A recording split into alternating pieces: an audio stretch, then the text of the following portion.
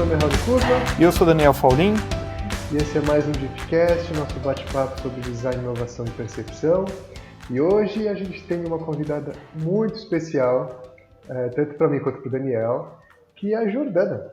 Né? E antes de passar a bola para ela, eu queria só registrar o quão grato a gente é, porque a Jordana, além de ser uma grande amiga, foi a pessoa que nos apresentou, né, Daniel? É isso aí. Isso foi muito legal, e é parceira de negócio, é uma grande amiga, uma profissional irritantemente competente e que tem muito para falar com a gente hoje. E eu, para complementar essa primeira parte aí, a Jo que abriu as portas para a gente também lá na ABC, né? Com certeza. E faz um trabalho incrível, tanto com a associação e também com todo esse background que ela tem aí durante anos, passando por todo esse mercado da beleza, marketing, está em contato com o P&D a todo momento, enfim.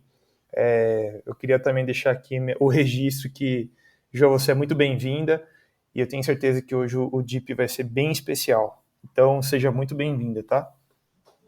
Meninos, ter amigo nessa vida é ter tudo, né? Uma apresentação dessa, nossa, fico até lisonjeada. Obrigada mesmo. Mas, bom, essa sou eu. Eu tenho isso de fazer conexões, de estar sempre ouvindo oportunidades para os amigos, tentando criar networking, conexões para todo mundo sempre ganhar junto e ser feliz, que é o que importa. Muito bom. Sempre, sempre. E, João, então já começando, então, por favor, se apresente para as pessoas, mostra para quem que você é. Bom, eu sou a Jordana Letícia Batista Bourguignon, capixaba, técnica em administração, publicitária, formada em comunicação social, com especialização em marketing pela AGV, em marketing e cosmetologia pela Associação Brasileira de Cosmetologia. Eu vou avançar um pouquinho da minha vida profissional, porque eu comecei aos 13 anos de idade, mas eu vou avançar para o momento cosmético na minha carreira. Eu comecei dentro da Adicus, é uma empresa capixaba, assim como eu, e lá eu trabalhava na área de novos negócios, atendendo o mercado internacional, o mercado de novas franquias, e a vida, o destino e os amigos me trouxeram até a associação, que é onde eu estou hoje, há um pouco mais de 10 anos, trabalhando na ABC, desenvolvendo, aplicando o meu conhecimento e principalmente aprendendo bastante sobre esse universo da beleza. Muito bom. Maravilha. E, Jo, para a gente começar o bate-papo de hoje, me conta um pouco, assim, o que você, como que você trabalhou durante sua jornada aí, desde de quando você se formou até hoje, no quesito marketing mesmo, de fato, né? Para você, o que é o marketing, como você se inspirou, o que te fez fazer isso também, e como que você atua hoje também com essa disciplina? Bom, na verdade, assim, o meu interesse principal foi a publicidade, o pontapé, na verdade. Eu sempre me encantou os comerciais, e aí quem é um pouquinho aí das mais antigas, que lembra das propagandas que contavam realmente histórias, que tinham mais de 30 segundos, que as propagandas tinham um storytelling sem mesmo estar na moda essa denominação, então sempre me encantou esse estilo de venda, que depois eu fui entender as nomenclaturas corretas, eu não entendia quando era criança, adolescente, que era uma venda ali por trás, mas sempre me encantou esse conceito. Quem não se lembra das propagandas da Bombril, Garoto Bombril, como um personagem, né, Genial. É verdade. que quebrou a comunicação de produtos para a limpeza do lar com a mulher. Então, tudo isso sempre me encantou. Então, a publicidade realmente foi aquele primeiro chamariz, até porque eu também tenho um comunicólogo em casa, meu pai é formado em comunicação social, porém com habilitação em jornalismo, e a gente sempre teve essas discussões de comunicação de massa, como se expor, como vender, como criar conteúdos. Então, esse sempre era o papo do jantar, sempre não, mas muitas vezes era o papo do jantar em casa. E o marketing foi uma decorrência dessa minha vivência, dessa minha experiência na comunicação. Durante a faculdade, eu sabia, assim, eu comecei a ter cada vez mais nítida o conhecimento, o autoconhecimento, de que eu não me encaixaria numa agência de propaganda. Isso porque, assim, uma agência a gente conhece aquele estereótipo do publicitário que usa gola rolê, camisa preta, é, faz a propaganda querendo buscar prêmios e tudo mais. E eu não me enquadrava muito nesse arquétipo da vaidade. Então, o marketing ele veio em decorrência disso porque eu precisava aprofundar um pouquinho mais o conhecimento, uma vez que eu já tinha noção que eu não estaria numa vida profissional, pelo menos não por muito tempo, em agência, que eu estaria mais dentro de uma house, que a gente chama, que é uma agência dentro de uma empresa, e que quando você trabalha nesse formato, você tem que ser um profissional que entrega bastante conteúdo, não fica limitado dentro daquele universo da comunicação, mas é necessário trazer outras ferramentas. Então, o marketing veio como essa solução para a minha vida profissional, no sentido de ter um conhecimento, ainda que mais generalista, mas é um conhecimento que permite a gente vender desde uma lâmpada até avião, né? O Legal. publicitário, agregando marketing, tem essa possibilidade porque te traz ferramentas de conhecimento.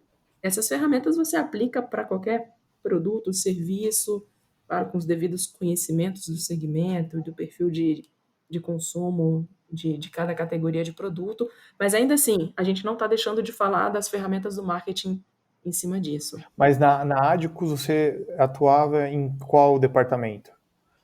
Especificamente novos negócios. Tá. Eu entrei lá para dar um suporte na área comercial, mas dentro desse braço de novos negócios, onde nós tínhamos que vender a franquia da Adicus. Ela Ah, se tá bom. expandia através de franquias, então eu fazia desde o processo de captação daquele investidor que queria ter uma lojinha, ter um quiosque da marca, até entregar a chave da loja para esse investidor, esse novo empresário do mercado cosmético. Todo o conceito da loja foi desenvolvido por um grupo de especialistas, mas eu tinha aquela coordenação em cima desse grupo, até das obras de padronização da loja, até efetivamente passava, claro, pelo onde será, qual o fluxo de clientes dentro daquele shopping, se era um shopping, se era uma loja de rua, como é que era o fluxo, quem eram as lojas do entorno, os concorrentes do entorno, o acesso. Então, olhava para tudo isso e meu trabalho ia até entregar a chave da loja para aquele empresário. E Legal. aí, em paralelo, eu acabei abraçando outras áreas que foram muito legais quando o comércio virtual, as lojas virtuais estavam começando a crescer, a se intensificar um pouquinho mais. Eu vi que isso era um braço um tanto quanto solto dentro do comercial e acabei puxando para a minha área essa responsabilidade, então me deu bastante conhecimento dessa questão de perfil de compra por região no Brasil, e, e também, em decorrência disso, acabei, já no finalzinho da minha carreira dentro da Adicus, dando um suporte para o telemarketing, porque eu não contei essa parte da minha história Olha, profissional. Eu também já atuei dentro de um call center, então eu sei o que é chato, o que é difícil você ter que fazer um atendimento dentro de um call center. E, e a marca, ela tinha parte das vendas, ou tem até hoje, eu não sei dizer, não acompanhei até esse ponto. As marcas de cosméticos acabam tendo também televendas, e eu dei um suporte de implantação para esse pessoal também, com essa minha experiência. Então, foi uma soma de oportunidades, uma coincidência de conhecimentos. muito legal, hein, Jô? Tenho certeza que Bacana. a gente sempre aprende com tudo isso e se torna um profissional cada vez mais completo, né? Com certeza, Daniel. Eu acredito que, assim, independente da sua formação, independente de onde você esteja trabalhando hoje, você tem que estar aberto às oportunidades.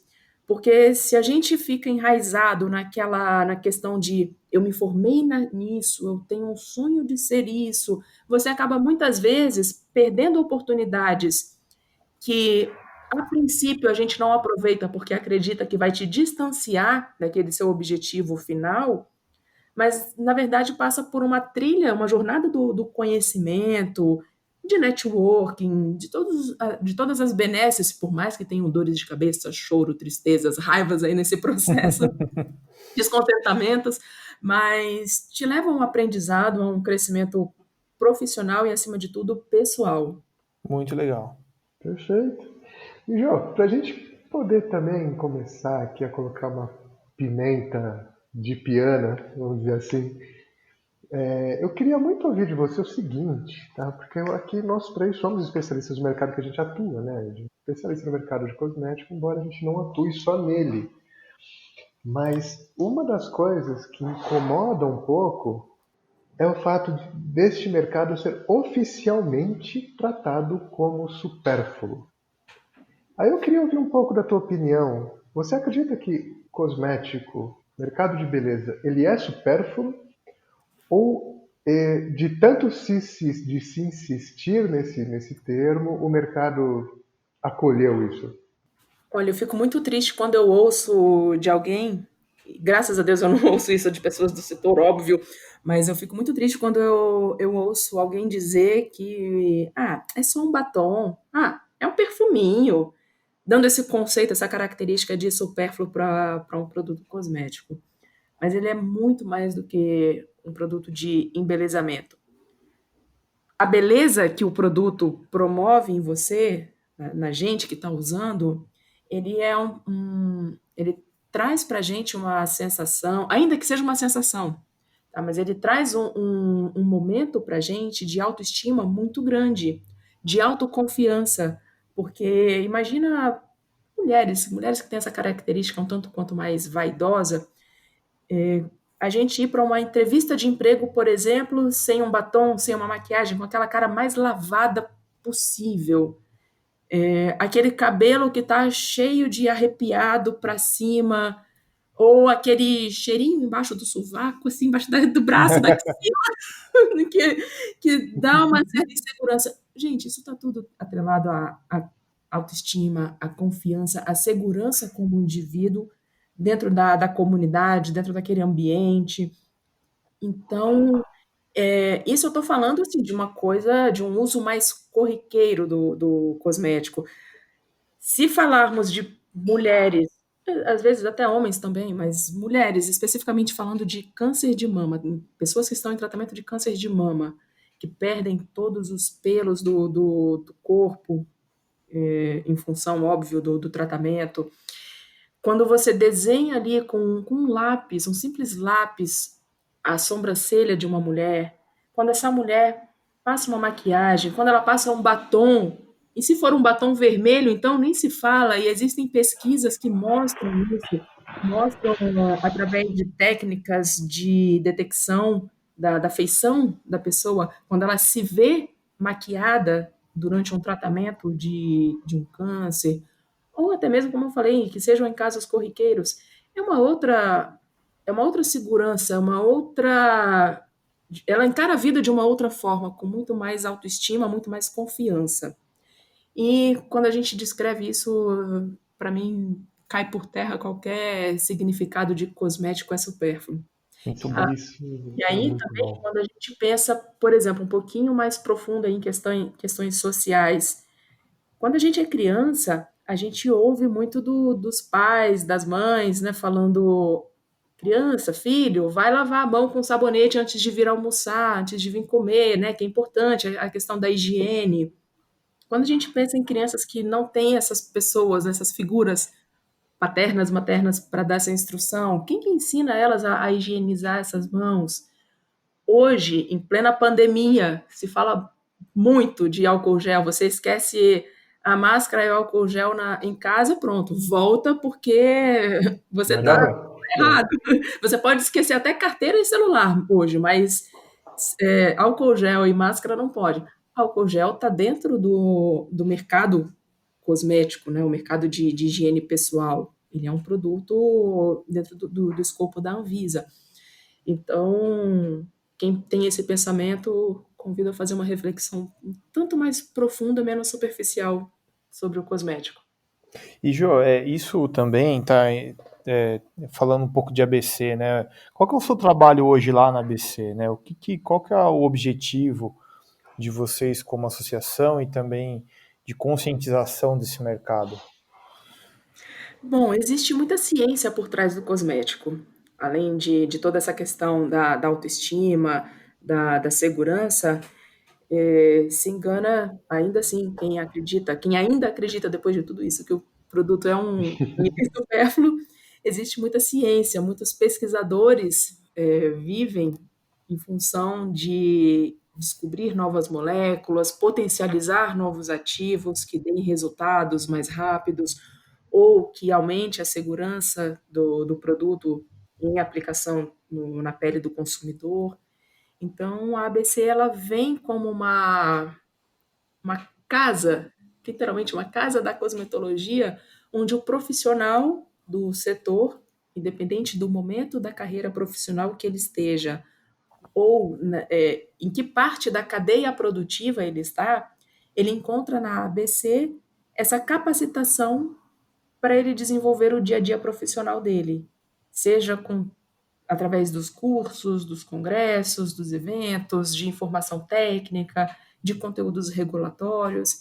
Então, a ABC ela pega na mão desse profissional, e repito, independente da etapa profissional em que ela esteja, porque a ABC ela abraça desde o estudante que está começando a sua vida, sua jornada profissional, acadêmica, apresentando trabalhos, entendendo os conceitos do setor, até aquela pessoa que já está em fase final profissional, se aposentando, ou às vezes até aposentada já, mas que tem muito conteúdo para compartilhar com o mercado.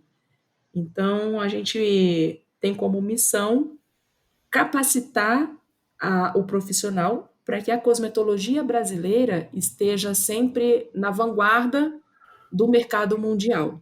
Legal. Muito bom, muito bom. E, João, uma coisa que eu acho interessante, se a gente pensar também, começar a enviesar a relação do cosmético, do universo da beleza, para o universo da publicidade, né, que é a tua formação. Eu queria ouvir um pouco de você. Como você acha? Vou até reformular a pergunta. Qual que é a tua visão sobre o estado da arte da publicidade no mercado de beleza? Bom, me desculpem os meus colegas publicitários, mas agora eu vou cutucar, vou provocar, Aê! porque assim, nós já vivemos no passado um, um momento áureo da publicidade onde os profissionais, os meus colegas publicitários, realmente eram criativos, eles tinham as ideias, eles tinham a famosa sacada.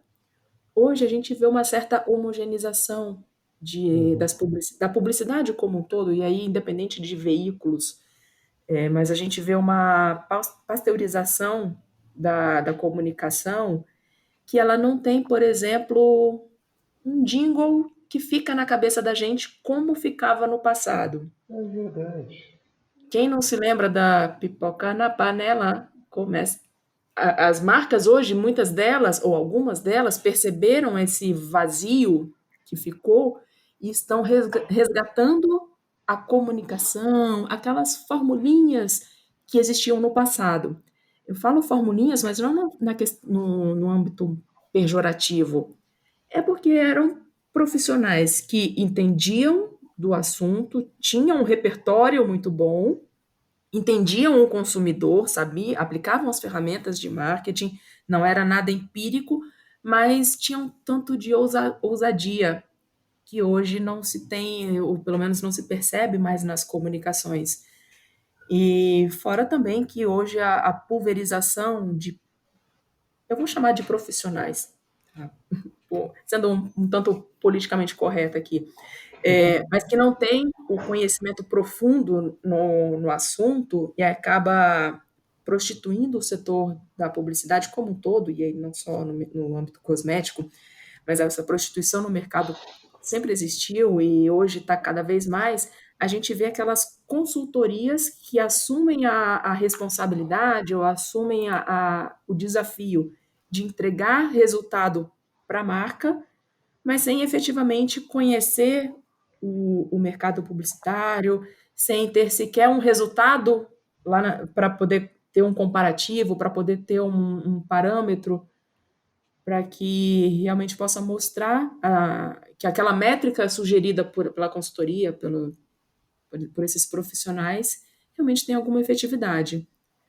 E aí, a gente falando de mídias, a televisão brasileira, ela é um ícone.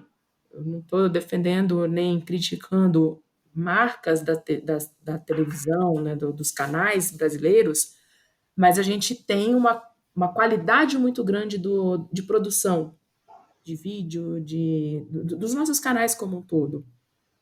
Porém, hoje a gente tem uma concorrência muito grande com as mídias digitais, que ainda assim a gente cai naquela questão da prostituição, em que as consultorias querem vender métricas, elas não querem vender a ideia, elas não querem vender o eureka, até porque elas nem têm essa, essa ousadia, essa criatividade, esse repertório.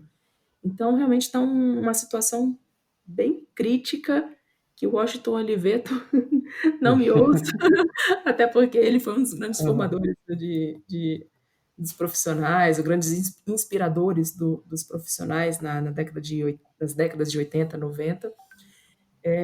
Mas realmente a gente está vivendo uma homogeneização muito estranha da comunicação hoje no Brasil. E também, Ju, eu queria saber sua opinião sobre essa divergência que tem até de opiniões e também até de entendimento, tá? Porque como a gente também que de agência trabalha com o mercado B2B e obviamente, né, não só B2B, mas também tem B2C que não sabe uma diferença do que é o que uma agência de publicidade faz, o que uma empresa ou um profissional de marketing atua e também o que uma agência de design faz. Aí vira uma bagunça na cabeça das pessoas, porque eu acho que talvez não vá a fundo, né? E encara que tudo isso é um grande departamento de marketing, né? Então, eu percebo que quando a gente vai fazer alguma reunião de kickoff ou de desenvolvimento de projeto, não, vai falar com o meu departamento de marketing lá. Aí você chega lá, ele acha que o departamento de marketing é responsável por tudo, desde a criação, entendimento de mercado, tendência, ainda fazer a camiseta que vai pro evento, sabe? Tipo, meu, é uma coisa de louco, assim. Queria que você comentasse um pouco com base na sua experiência. Daniel, eu já caí nessa cilada. Não em termos de conceito, porque minha formação me ensinou a diferença dos três, mas assim, eu já caí nessa cilada de empresas que me ligaram, amigos que me ligaram, falando assim, Jordana, olha, me indica aí um profissional, uma pessoa boa de marketing, mas tem que ser boa mesmo, para trabalhar comigo aqui. Aí eu ia, indicava, né, os amigos, ou chamava vagas lá no LinkedIn e tal. E aí, lá para as tantas, essa pessoa me retornava e falava, Ju, eu te agradeço a sua indicação, mas eu não tinha o perfil. Hoje, depois de ter caído em muitas ciladas, indicado gente para vagas que não eram bem assim, né, o que o empresário estava me pedindo, o que a pessoa estava me pedindo, hoje primeiro de tudo, eu pergunto para essa pessoa que está me pedindo a indicação, esse profissional de marketing, ele vai fazer o quê? A resposta mais comum, eu vou chutar baixo, 99,9% me diz o seguinte: eu preciso de uma pessoa boa do marketing para fazer um cartão de visita novo. Eu falo, moço, não é o Aí, profissional de marketing que você está precisando, se é só realmente fazer um layout de um novo cartão de visitas. Você pode falar com um designer, eventualmente, até se não for só um cartão de visita, toda a sua papelaria, tudo mais, uma agência de propaganda, mas ainda assim não é o mais ideal.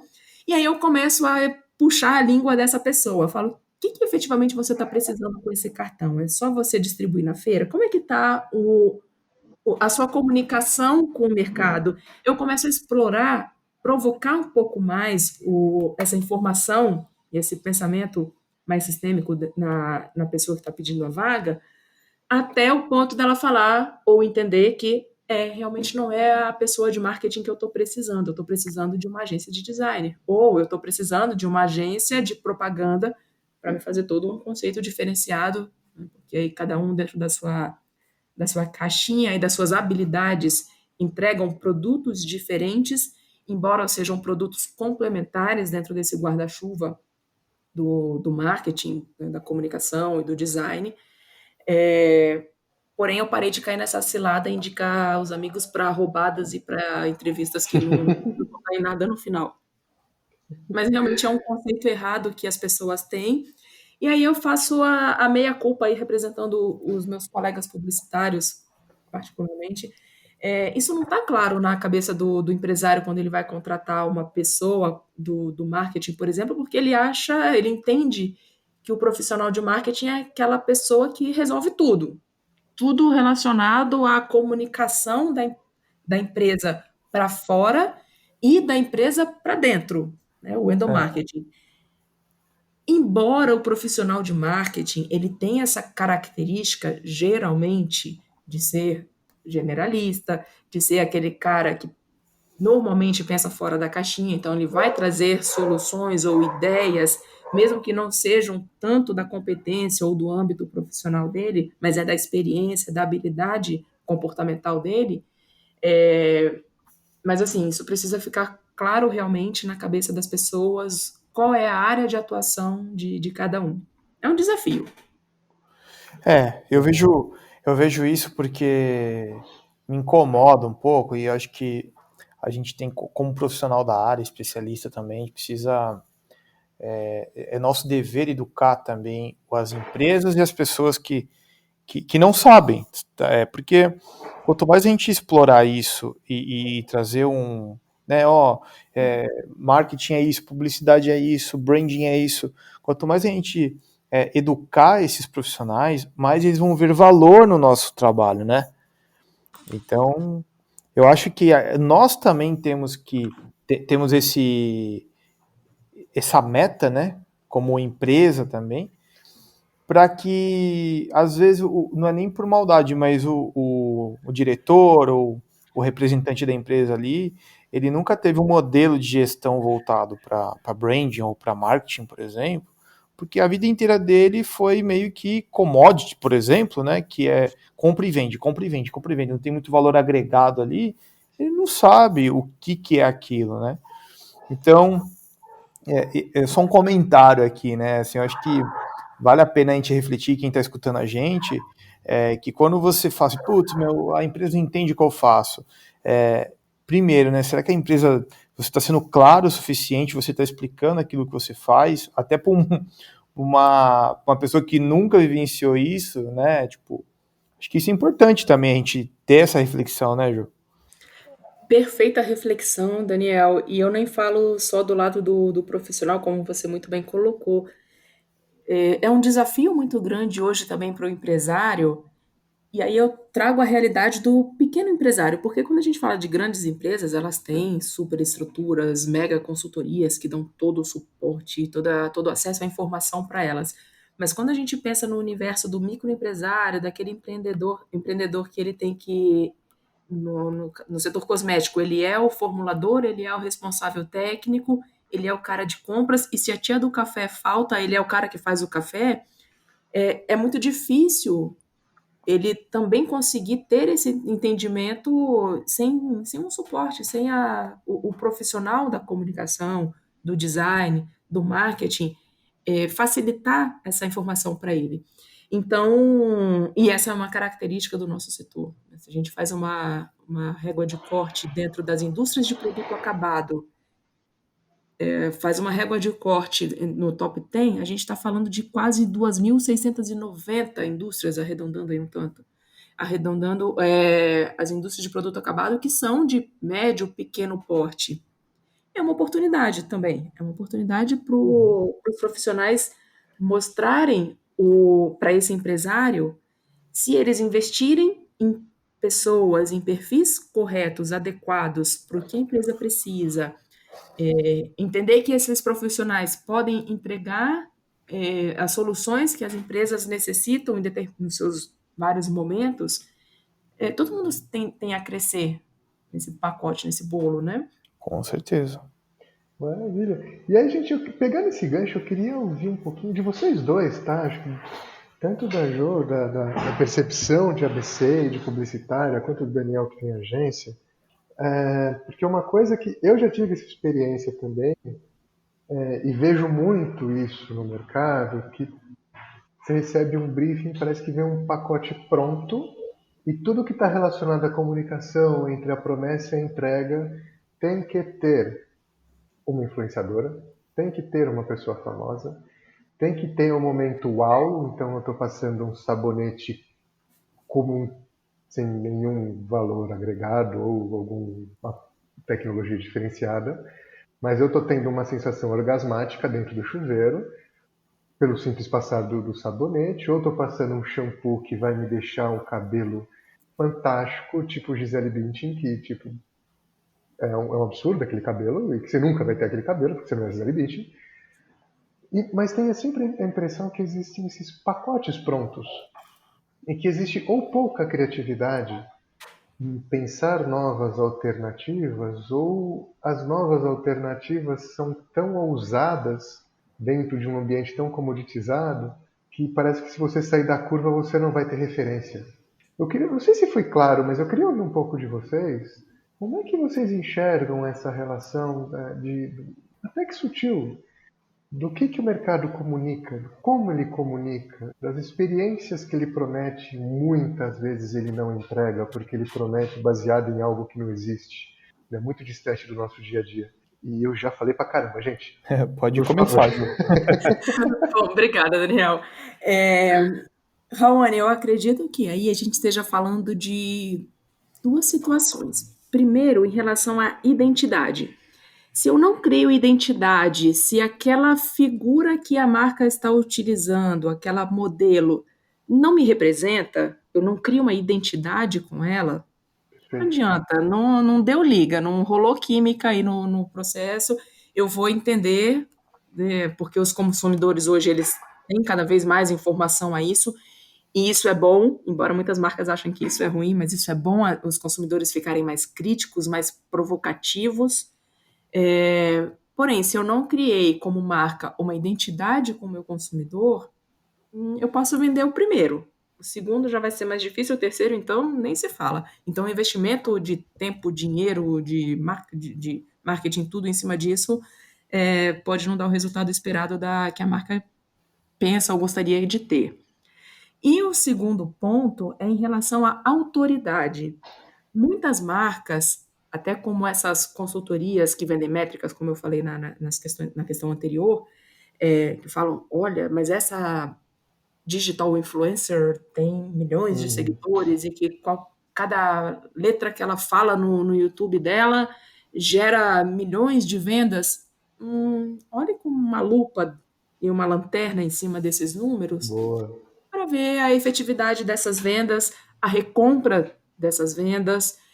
E, por exemplo, a gente não pode esquecer que existe um público muito grande, que é muito bem informado, que não vai buscar essa informação de um cosmético na blogueira, na influencer. Ela vai buscar na esteticista, no cabeleireiro. Por exemplo, se a minha esteticista, com quem eu vou lá quase todo mês, aliás, estou precisando mega depois dessa quarentena, e se ela me recomenda um pacote com 10 produtos e que esses 10 produtos dão uma conta de X mil reais, eu vou comprar. Mesmo que parcelado em trocentas vezes Carnê Casas Bahia. Mas eu vou comprar porque a minha esteticista, que frequenta todos os congressos de estética do Brasil, os principais lá fora, ela está atualizada em termos de conhecimento técnico e científico. Ela tem muito mais autoridade quando ela me recomenda do que uma blogueira, uma influencer, que eu sei que ela está sendo paga para promover aquele produto. Eu não estou criticando as marcas, nem as influencers que usam dessa relação de promoção de vendas, mas elas devem ser uma fração da expectativa de venda final do produto, e não a única forma de venda ou a maior fração da verba de marketing né, promocional do produto. A gente virou as costas para os profissionais, para os cabeleireiros, os profissionais da beleza, em realmente corroborar aquele produto como sendo um produto bom, como sendo um produto de efetividade, um produto seguro, e passou a investir nas blogueiras. O novo não descarta o velho, necessariamente. Então, as marcas, infelizmente, acabam tendo essa miopia e hoje pagam miles e miles, caixas e caixas de dinheiro, mandam brindes e brindes de produtos para as blogueiras, para as influencers fazerem o unboxer, mas esquecem da profissional, que está ali na ponta, aplicando, comprando, investindo no seu produto e recomendando, acima de tudo, com autoridade, para o Uhum. seu cliente. Perfeito, perfeito. Bom, a minha parte aqui, eu vou ter que. Eu concordo com tudo que a Jo falou, porém eu fico pensando em dois pontos só. Acho que isso que é o bacana do Deep, né? Acho que é a gente ter o debate também, né? No sentido que eu sempre olho também no propósito daquela ação, daquela campanha ou daquela empresa, né? Qual que é o propósito daquilo, né? Será que aquela ação, aquele, né, aquela percepção, tal, tá alinhada com o propósito, né? E aí eu conheço marcas, inclusive até da Malina, que foi o Adriano aqui, que já participou com a Sim, gente, né? perfeito. Que ele já fez ações com influencers, que deu super certo, vendeu muito, e como também teve empresas que fez muitas ações e também não vendeu nada, né? Então, assim, obviamente que tem que ter um alinhamento, falando como agência agora, né? Um alinhamento de expectativa tanto do contratante quanto da pessoa que está ali, né? Fazendo toda essa parte de divulgação e expondo o produto, enfim. E tem um lance interessante que a Jo trouxe, que são dos especialistas, né? Então, eu fico pensando também, tem marca que também não traz muita inovação, não traz muita coisa nova, sabe? E daí ela tem que partir também para uma ação também de guerrilha ou até de algo um pouco mais assim, tem que expor meu produto de qualquer jeito. Às vezes meu produto é de massa e faz sentido eu ter uma artista, uma pessoa mais global, etc. Né? Então, o ponto que eu queria deixar claro aqui, assim, como pensamento de marca mesmo, né? Eu acho que não tem Uhum. certo e não tem errado, né? Esse é o principal ponto. Mas o lance do propósito, né? Será que, eu vou fazer uma ação com aquela tal influencer e tal. Pô, olha pros seus concorrentes. Será que você não está replicando um modelo que todo mundo já está usando? E talvez, será que não é melhor eu ir atrás de um especialista, né? Que daí eu vou agregar mais valor ao meu produto do que uma influencer que está sendo paga para falar daquilo, né? Então, eu acho que varia bastante, mas é importante pensar nessa relação, que na maioria das vezes, né, você é mais um ali no Mar Vermelho, né? É. Exato, mas Daniel, eu não descarto dentro de por exemplo, de um planejamento de uma campanha para a promoção de uma marca cosmética, eu não descartaria uma ação com uma influencer. Porém, o que eu mencionei é que as marcas muitas vezes caem no erro ou na miopia de só fazerem ação com influencers. E ainda assim, olhando para o segmento influencers dentro do seu planejamento de campanha, de seu plano de mídia, será que essa influencer que tem milhões, zilhões de seguidores vai me trazer o resultado esperado? Ou se de repente eu falar com aquela influencer que tem um segmento até relativamente curto em termos de seguidores, mas ela me traz mais efetividade de vendas, será que não me traria realmente um sucesso maior para a minha campanha? Então, o que eu trago como provocação para as marcas é justamente essa questão de desapegar de números grandes. Porque você ter muitos seguidores não necessariamente representam ter números grandes de vendas. Eu brinco que é igual você ser rico no banco imobiliário, né? O que você vai fazer com aquele dinheiro no final? Sensacional. Às vezes é Perfeito. melhor você investir numa influencer que que ela fala para um nicho de público ou até de região, por mais que a gente esteja falando do digital e essa segmentação por região seja um tanto quanto difícil, mas ela fala para um público mais relacionado ao seu propósito, como você falou, do que a gente pensar só em números, né? Aquela famosa briga de quantidade versus qualidade. Ô, E Jô, aí, desculpa, não, não, e aí cortei. só desculpa, só complementando e finalizando o raciocínio, é que a influencer, ela pode ou deve ser um pedaço do seu plano de mídia. Ela não deve ser o único ponto de mídia, porque a gente está falando de autoridade aí nesse assunto.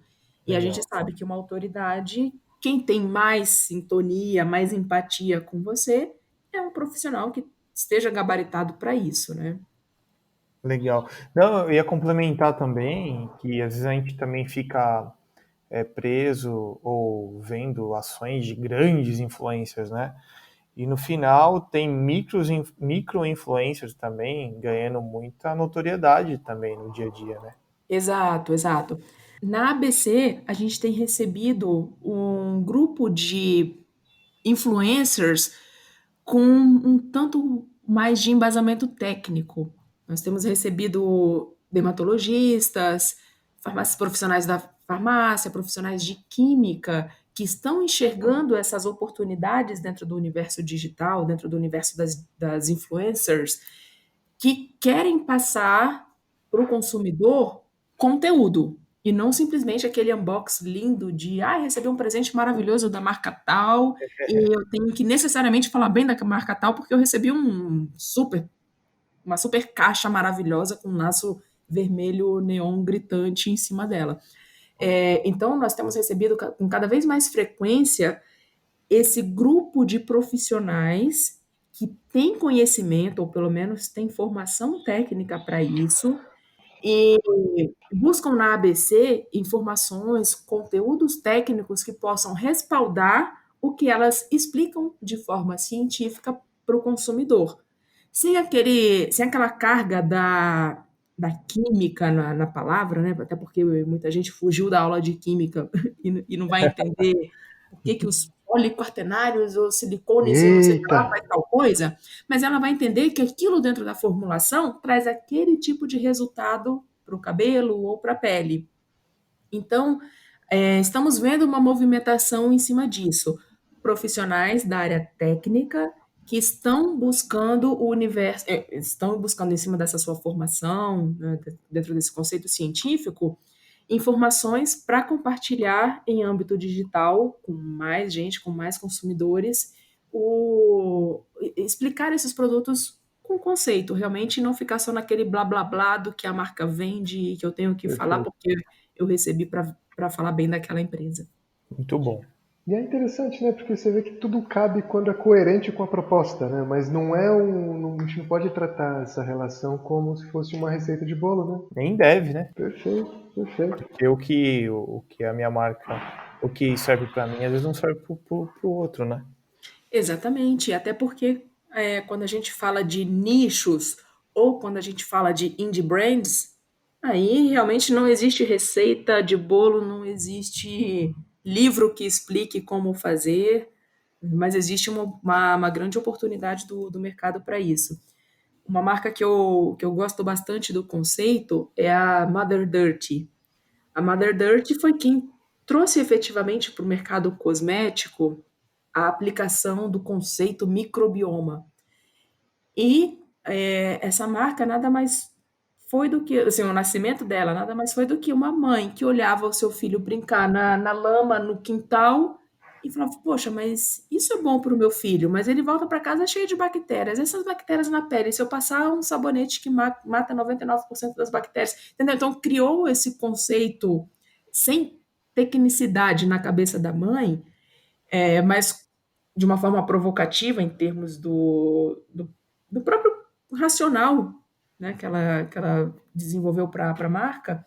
E hoje a gente tem a marca Mother Dirty como uma das principais influencers de, Uhum. de novas marcas do setor cosmético e várias outras seguiram esse conceito do eu preciso proteger o microbioma da pele do meu filho, e aí outras marcas se embarcaram com esse conceito, e hoje a gente tem portfólios e mais portfólios de produtos acabados ou de ingredientes ativos que se aplicam a esse conceito.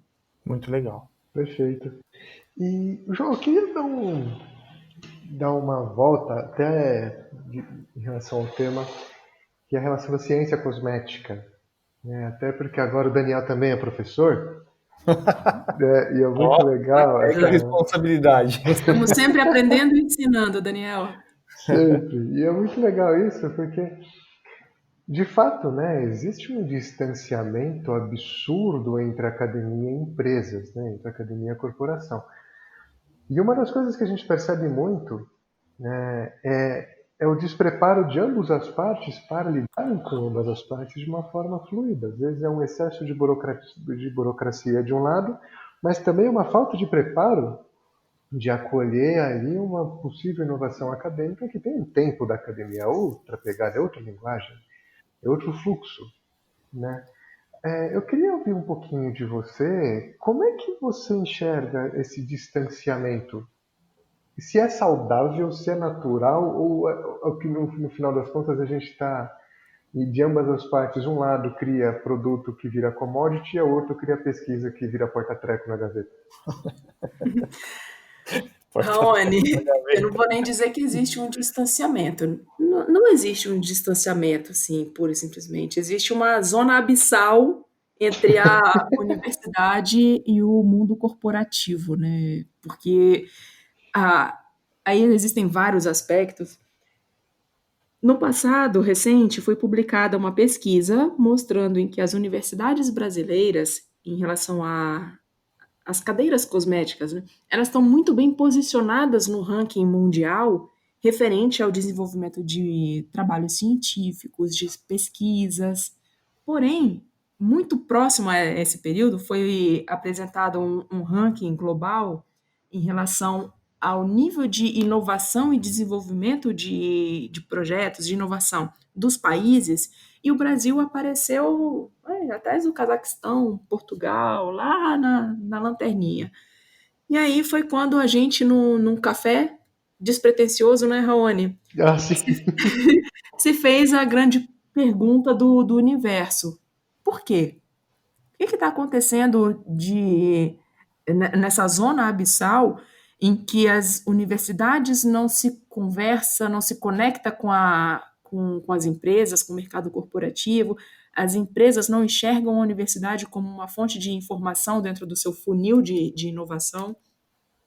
E aí, desse café despretensioso, surgiu o pitch, que é um trabalho de formiguinha, mas é um trabalho importante que a ABC, junto com a Aurolab, vem desenvolvendo, que é pegar na mão desse autor de trabalho, autor de pesquisa, esse jovenzinho, esse acadêmico que está lá na universidade pesquisando uma nova molécula, fazendo a sua pesquisa, a gente pega na mão deles e fala: olha, existe um caminho, existe um olhar para a sua pesquisa de negócios que você não está aplicando, mas que se você aplicar, ela pode gerar, no final de um dia, dinheiro para você, para o empresário que investir em você, para o mercado que vai comprar aquele produto e vai ter um resultado bacana. E aí, ainda dentro dessa zona escura que existe entre a academia e a empresa, é que as nossas universidades hoje, elas estão sim muito sucateadas em termos de matérias-primas.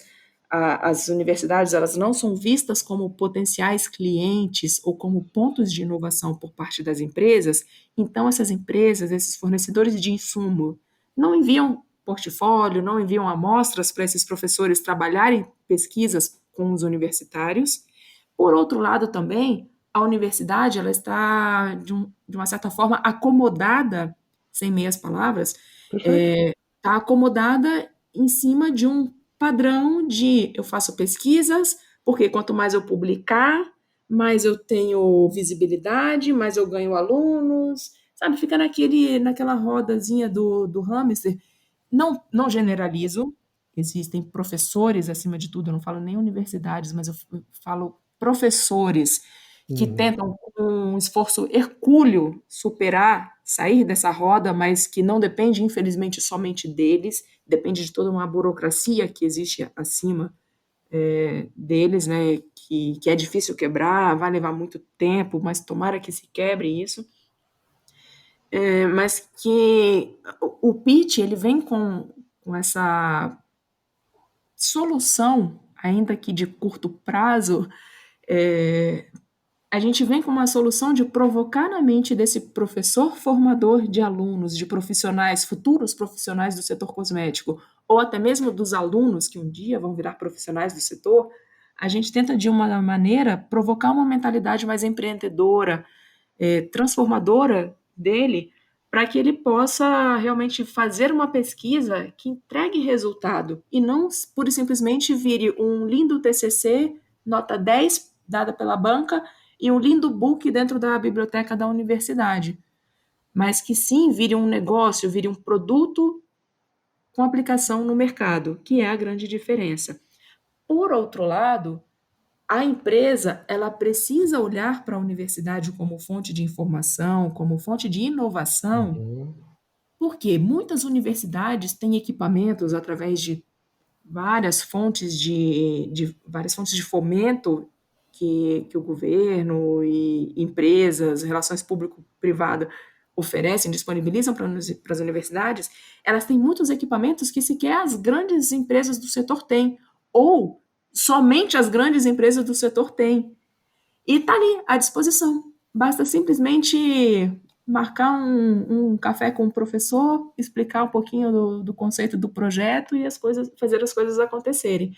Então, existem burocracias dos dois lados. Existe uma burocracia em que várias empresas não podem fornecer para a universidade, porque é CNPJ de universidade. A universidade não vai comprar, não vai fazer grandes pedidos, né? Vai no máximo pedir, choramingar a amostra. Então, também existe sim essa burocracia por parte das indústrias, tanto os fornecedores de matérias-primas quanto empresas de produto acabado, mas o bom é que a gente tem uma importante fração do mercado que já percebeu isso, já está olhando com um binóculo e já está usufruindo das benesses dessa relação. Perfeito. Dani, você Rony. quer fazer alguma pergunta? Não, eu tava pensando aqui em tudo que vocês estavam falando até do pitch e tal, né? Aí você vê como também como essa área que né, é especialista aí na parte do marketing e tal, levando um pouco mais para a parte de empresa, né? Eu vejo também que há um distanciamento muito grande dos próprios departamentos dentro dessas empresas, né? Puxando um pouco mais aqui para a parte de negócio mesmo, né? E como está tudo interligado, porque assim, se as empresas também não fomentam, não dão oportunidade para desenvolvimento desses profissionais e universidades, como que ela vai formar, como que ela vai ter profissionais de qualidade para trabalhar dentro dessas áreas, né? Então, é o que eu vejo hoje, né? As empresas estão tendo dificuldade para achar especialistas, então ela vai ter que formar isso dentro de casa, né? Então, por que não olhar isso com carinho, né? E aí, um outro ponto que vem à cabeça, Jô, como tem um distanciamento, eu como agência eu vejo isso, né?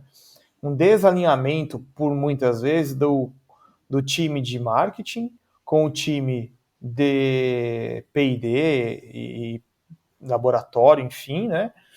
E o time de vendas, muitas vezes, né? Parece que, por mais que eles estão na mesma empresa, eles acabam não conversando muito bem, né? Entre eles. E aí eu vejo que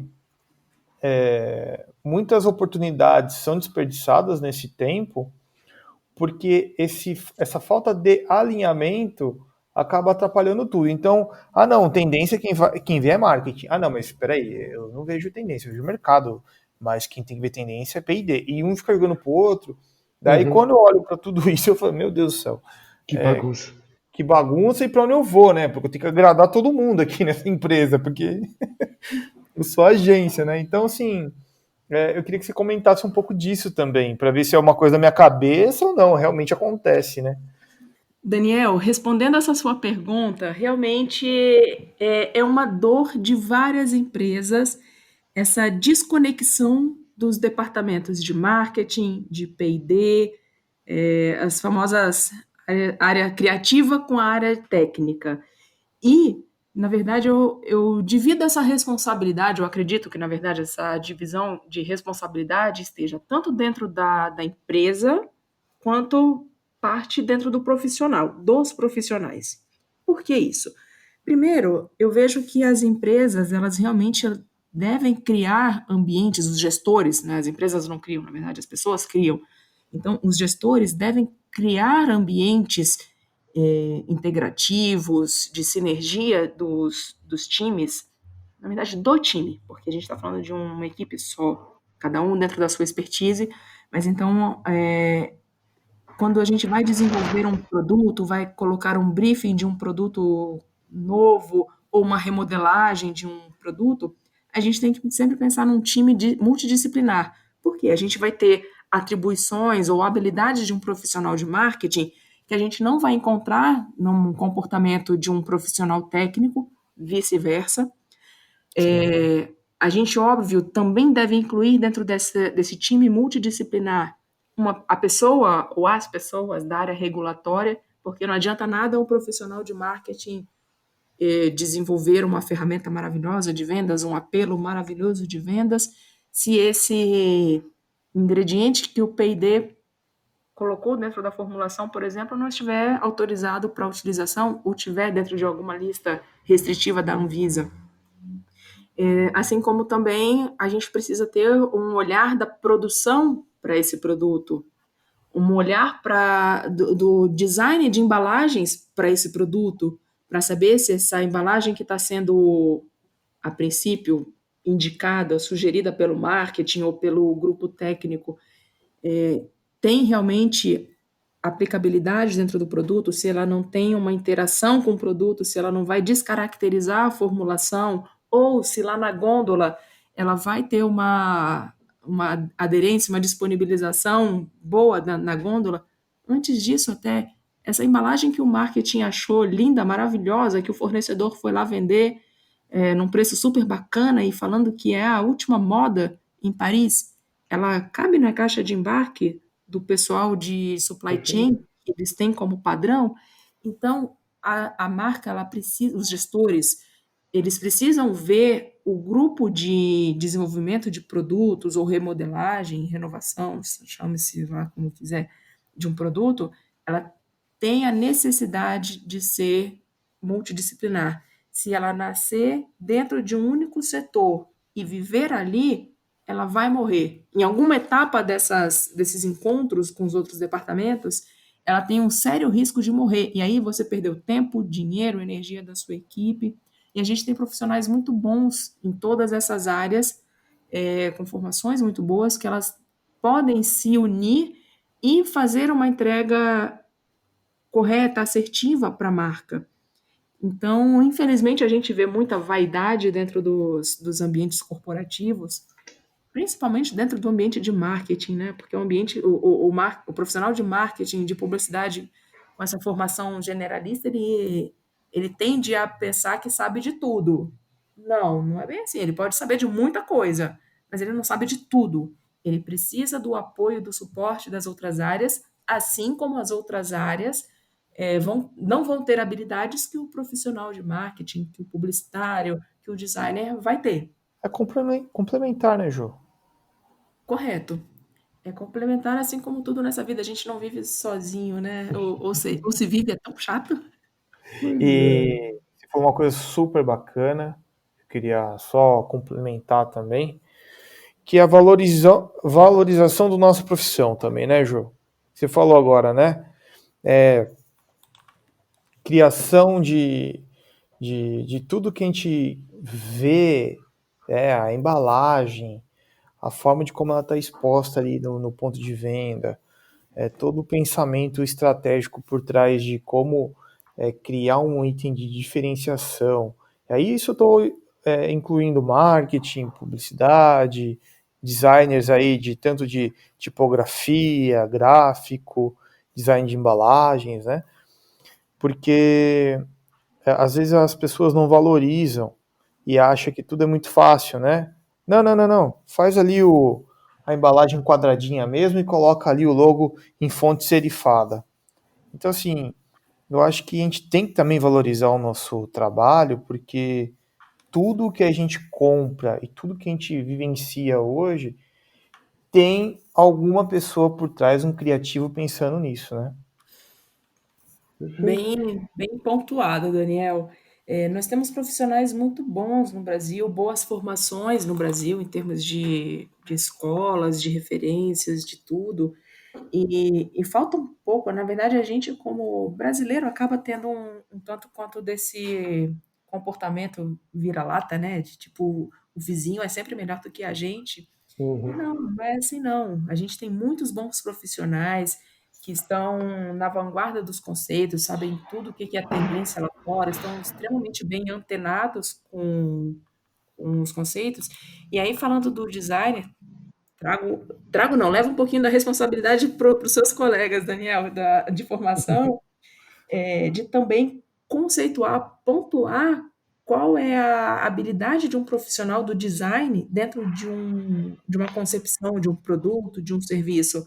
Porque, por exemplo, quando a gente fala de branding dentro de uma marca, eu não vejo esse processo desacoplado de um profissional de marketing, perdão, um profissional de design dentro do time.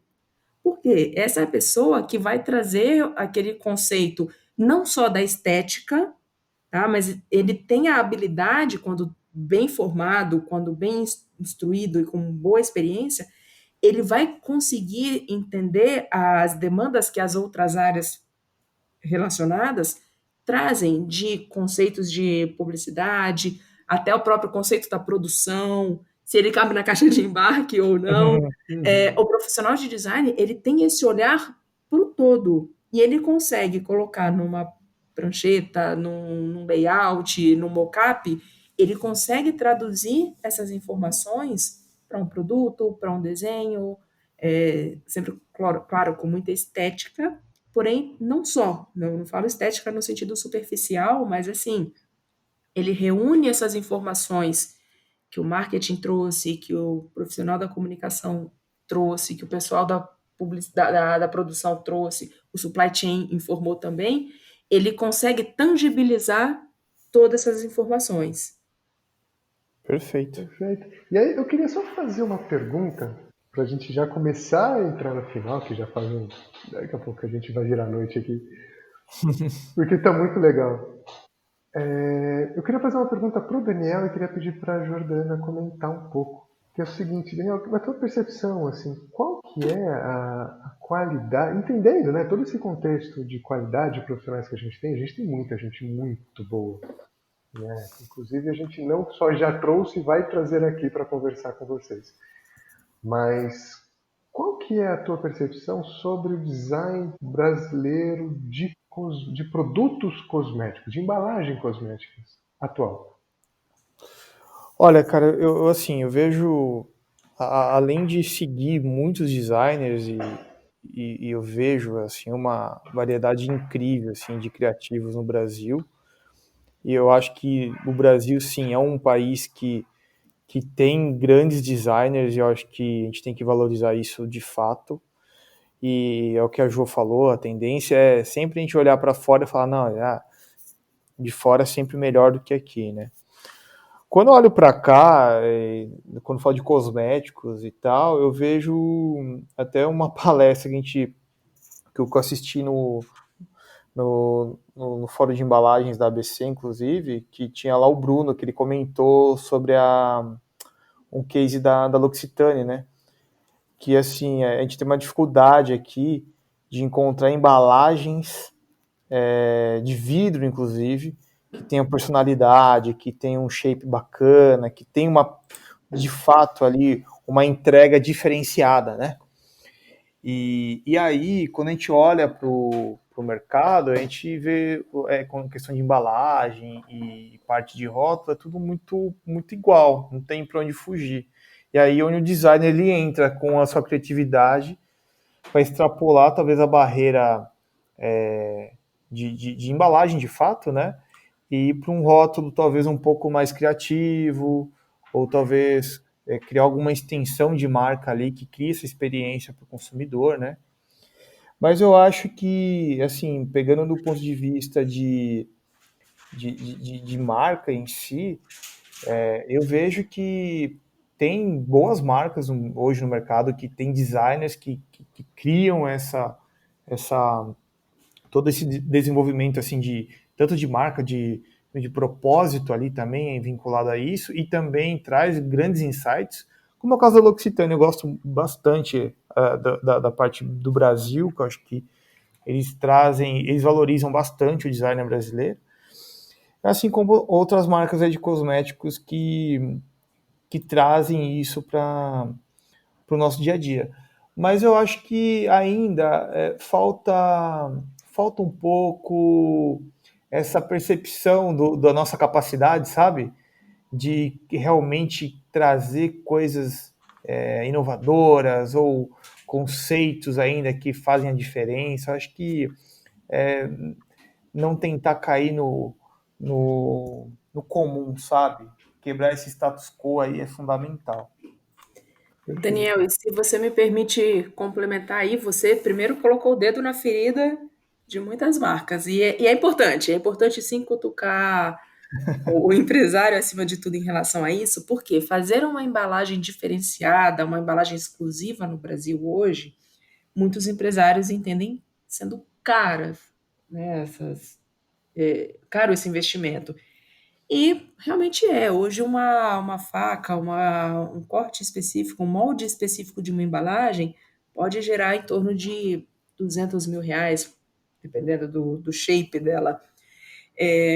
Porém, a gente também vê uma ignorância, uma miopia do empresário, das equipes que estão desenvolvendo um produto, de olhar a embalagem unicamente como um custo ou um item necessário para acondicionar o seu produto. Não, uma embalagem numa gôndola, uma embalagem quando você recebe o seu produto em casa, ou seja lá como for, ela é assim, a porta de entrada para o consumo, né? É a que representa ali o primeiro contato com o consumidor é a embalagem. Depois ele vai pegar, vai abrir, vai sentir o cheiro, vai perceber o sensorial. É, porém, o empresário ou os times de marketing, de P&D, acabam falando assim: eu vou investir o máximo que puder dentro desse custo na formulação, vou botar a essência mais cara que eu conseguir do mercado, mas a embalagem eu quero aquela mais commodity possível.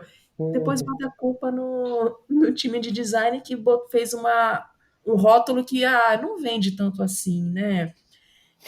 Eu estou botando de uma forma provocativa aqui, mas realmente para fazer o empresário pensar que se você quer um produto diferenciado no mercado, você tem que pensar no conceito como um todo. E o seu profissional de design aí que está na sua empresa ou na agência que você contratou, ele está habilitado para te entregar uma boa embalagem. Talvez você não esteja aberto o suficiente, não tenha o conceito entendido o suficiente, que você precisa realmente investir numa embalagem diferenciada. Exatamente. Muito bem, muito bom. Bom, gente, para a gente fechar então, Jô, tá tão legal, mas Muito precisa legal. fechar. A gente sempre termina, né, o DIP pedindo um conselho, tá, de quem veio aqui trocar um pouco de experiência com a gente. Eu queria muito ouvir de você, se você puder fazer essa gentileza, que conselho você daria para quem está escutando a gente e falou, cara, legal, sou publicitário, sou designer, sou do marketing, mas agora eu quero aplicar isso no meu dia a dia. Que tipo de conselho ou conteúdo que você indica ou vivência que você pode passar para essa pessoa? Levanta a bunda da cadeira. Muito bom. Faz acontecer. A gente vê tantas oportunidades, até na rua mesmo, né? Qual foi a última vez que você pegou um ônibus, um metrô e enxergou as pessoas? Criou empatia, viu realmente a oportunidade aplicada ali no dia a dia? Ou você está só baseado em dados, conceitos, as pesquisas dos grupos de dados de mercado mais valiosos do mundo?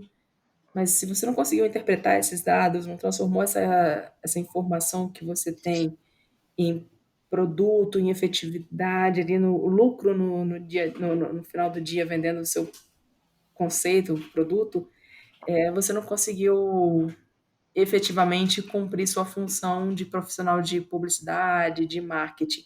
Então, olhe para as pessoas, crie essa empatia, tira um pouquinho a bunda da cadeira, vai conversar com o seu pessoal do comercial, eles com certeza têm muita informação de linha de frente para te passar.